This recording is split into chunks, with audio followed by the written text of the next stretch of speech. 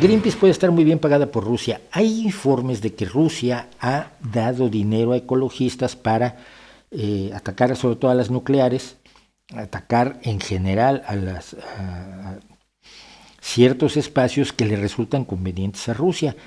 El trabajo de inteligencia que ha hecho Rusia es de un nivel que nos cuesta trabajo entenderlo porque no lo haría una gente normal, pero cuando vives en la paranoia de la guerra permanente, es muy fácil hacerlo. Entonces, sí hay datos, y recientemente, si mal no recuerdo, la BBC la que sacaba datos de que Rusia había, no que llegue Rusia y diga, yo soy el embajador ruso y voy con el director de Greenpeace y le digo, te voy a dar dinero y entonces aquello es una corrupción horrorosa. No, a escondidas, simplemente Greenpeace recibe donaciones privadas y bueno, una persona, por ejemplo, si a mí el señor, alguien como yo o como tú, le pide un amigo suyo que es ruso y que tiene mucho dinero que le dé a tu nombre para no salir él, porque es muy modesto él, no le gusta que tú le des una donación gorda a Greenpeace, privada, como son todas las donaciones que recibe Greenpeace, puede funcionar.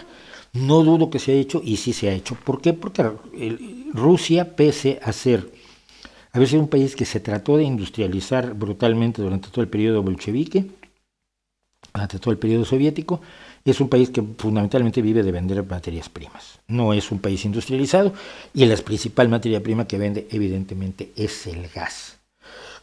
Entonces, sí hay datos de que han pagado a ambientalistas que hagan cosas que favorezcan la compra del gas ruso y del petróleo ruso. Entonces, no me parece tampoco extraño, pero tampoco creo que Greenpeace esté consciente de cómo lo pueden manipular en ese terreno. Greenpeace además es enormemente incoherente, y esto ya no lo he analizado más solo yo, lo he analizado muy cuidadosamente mi amigo J.M. Mulet, cómo les da por los transgénicos, pero en Estados Unidos, por ejemplo, no se meten con los transgénicos y en otros lugares no se meten con las nucleares. Y van ajustando sus políticas a lo que está de moda, a lo que les conviene, pero no es coherente, no es consistente. Y esto llama muchísimo la atención tratándose de una organización que supuestamente tiene principios.